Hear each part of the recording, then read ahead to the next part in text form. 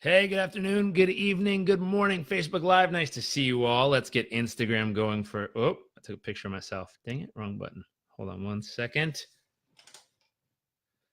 Good afternoon, good evening, good morning, Instagram Live. Nice to see you all. As you're tuning in, I'd love to know, number one, where you're tuning in from. Number two, I'd love to know three things you're grateful for. We are on day number 39 of our 100-day personal performance and business growth challenge. People from all over the world joining in. Hello from Chicago. Hey, nice to see you. Texas in the house. CDA, I think that's Canada. Possibly. What's up, Canada? Hopefully you're staying warm. Los Angeles, very nice. Portugal. Hey. So as you are tuning in, again, one more time, number one, where you're tuning in from. Number two, I'd love to know three things you're grateful for. Crystal Palace, London. Connecticut, Croatia, very nice, welcome. Brazil, people all over. Coeur d'Alene, Idaho, Coeur d'Alene's beautiful. New York City, nice to see you. Okay, so we're gonna dive in, and today's topic is I have enough. We were talking about on day before yesterday, I missed the day, but I'm back. Day before yesterday, we were talking about I'm loved enough and how to fill up with love every day. Today, we're going to talk about I have enough. Now, when I was younger, having enough to me was inspired by a music video by Notorious B.I.G. and Puff Daddy called Hypnotize. And I remember watching this video thinking, man, someday, if I could just have that stuff, then I would know that I really have enough in life. And if you've ever seen this video, it's bananas. It's them on yachts, in cars, on helicopters, doing all this crazy, chaotic stuff. And they just have tons of money and cool outfits and nice stuff. And I'm like, man, that would be having enough in life. And what was interesting is if you fast forward in my life, I had lots of different things, lots of different experiences, from spending 3 months stacking lumber up in Canada, waking up and getting picked up in the side of the freeway, with a group of workers that we'd all go and just stack wood every day. And most of these guys were people who immigrated specifically to be able to stack wood. And that was their full-time job. And I got to do 3 months of working with them 6 days a week, from 4:30 in the morning all the way to get up at 4:30, work out for a half hour, lift weights for a half hour, get to the side of freeway by 6, work and lift stacking lumber all day, get home, go right back to the gym for 30 minutes, run for 30 minutes, eat some dinner, go to sleep, do it again 6 days a week for 3 months. Fast forward, that changed my perception of what having enough was. I remember my step-grandpa pulled me aside at the end. He shook my hand. He goes, you really put in the work here. And just so you know, there's a portion of this population that is jobless. They don't have work. Based on the amount of effort you showed up here and put in, you could have a job here anytime. I remember thinking, wow, is it enough to be able to have a job? That's pretty cool. Fast forward, took a trip around the world, landed up living in a rural farming village in Uganda, teaching organic farming to a very, the villages. And so there was no running water, no electricity, no toilets here. It was very rural lifestyle, but it was beautiful. And I remember there observing that these people didn't have a lot of stuff, but they had a lot of life. They had a lot of love. They had a lot of community. People cared for each other. People loved on each other. I mean, it was spectacular. It was something where it was like, wow. And I hear lots of people who travel, and there's a difference between being a traveler and being a tourist. A lot of people are tourists who go by these types of places of developing nations or struggling parts of the world or town, and they go, wow, I feel bad for those people because they don't have anything. And the God honest truth is they have everything. Because I always stop that person and say, wait a minute, what don't they have? Do they have love? Yeah. Do they have people who care about them? Yeah. Do they have the ability to take care of each other at a basic level? Yeah. And you keep going down this list of what we really need. And we're like, man, they seem to have everything. Why is it that you're saying you feel bad because they have nothing? They don't have a lot of stuff, but you don't need a lot of stuff to have a great life. And I remember coming back from that trip after spending 3 months traveling the world and then 3 months living in a village. And I remember I emptied my whole closet and gave it all away. And I was like, I don't need all this stuff. I have enough. If I could just wake up and have someone I care about and someone who loves me. And, at one point I got told I had 6 days left to live. And I'm like, man, if I could just be healthy and moving and stuff like that, like then I have enough. That's all I really need. Fast forward. I met a friend online via Instagram, and it just, she really changed my life. She just opened up another perspective of what having enough really means. I interviewed her and her husband on my podcast. And if you want to follow her on Instagram, her handle is @fight2 and then breathe.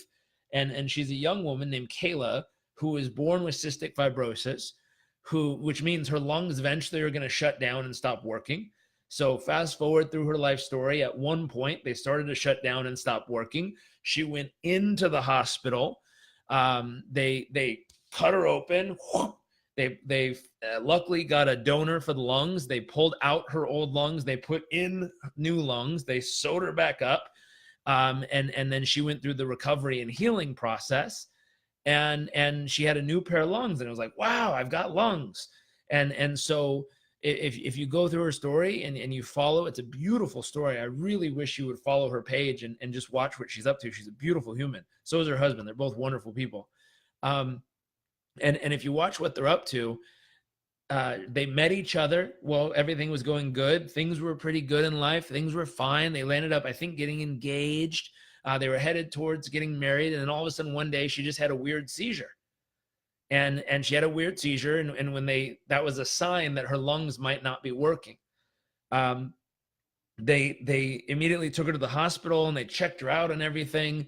And as they checked her out, they're like, oh shoot, the lungs are starting to not work again. The transplant isn't working. Oh shoot.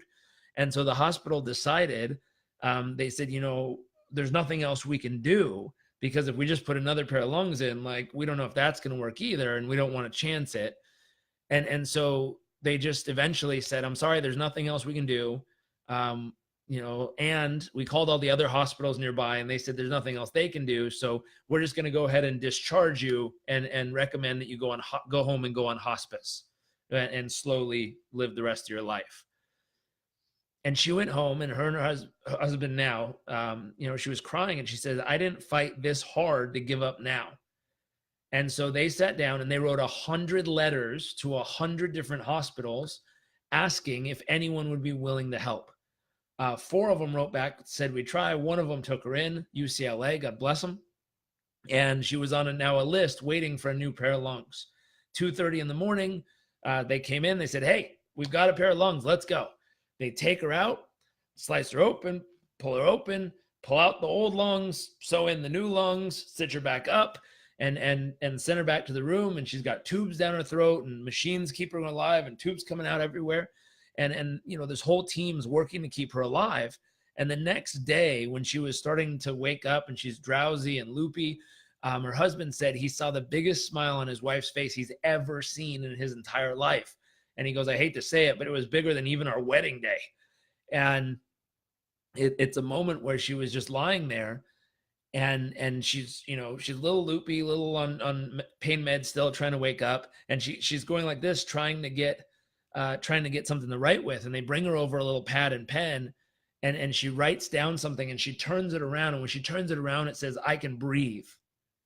And it was like, oh, and all her mentors and all her people who had helped her prepare for this process said there's going to be a moment when you can go and feel air and oxygen get into the lowest parts of your lungs. And it's going to be one of the greatest feelings in your entire life. And it was like, wow.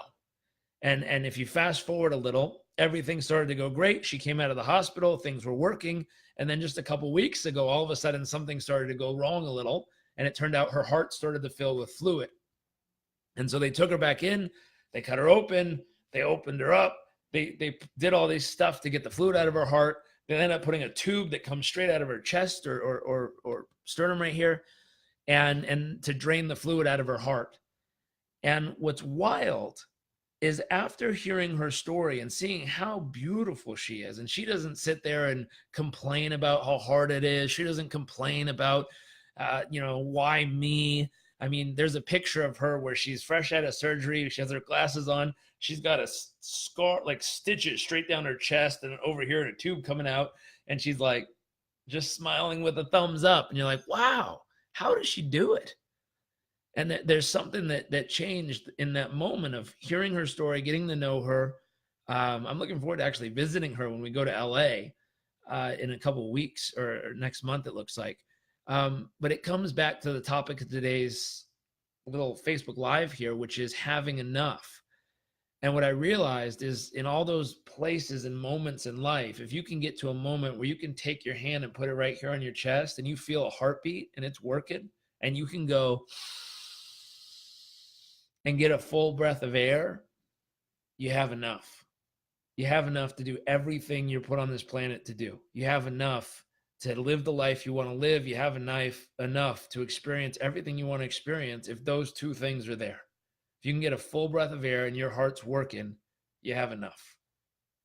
And so my action item and call, the problem that you might want to solve from today is write down, before listening to this lesson, what did having enough mean to you? And maybe take a moment and jot down after listening to this, what does having enough mean to you? Now, what you might also want to do is invite a family member or a friend who needs to hear this to come and rewatch it with you. And before you have them watch it, ask them to write down what does having enough mean to them. Then share this with them and see if it changes by the end. Tomorrow we'll be talking about I am enough, but we'll start today with I have enough. So enjoy this day. Enjoy that heart that's beating. Enjoy those lungs that can fill. Go follow Kayla. Her handle one more time is fight, 2, breathe. Go check out her website. The most beautiful part about her is in all the challenges she keeps facing over and over and over again, she's built a massive community of other people who also have similar struggles as she does, and they wildly support each other. Meaning she has this little thing set up that you can be involved with if you want to, where anytime they hear about someone who's about to go in for a major surgery, they'll secretly kind of grab their name and she'll post out to her community and say, hey, everyone, let's throw a lot of love their way. And she'll give you a P.O. box to write to, and thousands and thousands and thousands of people will write little letters that eventually get picked up and taken to the person in the hospital.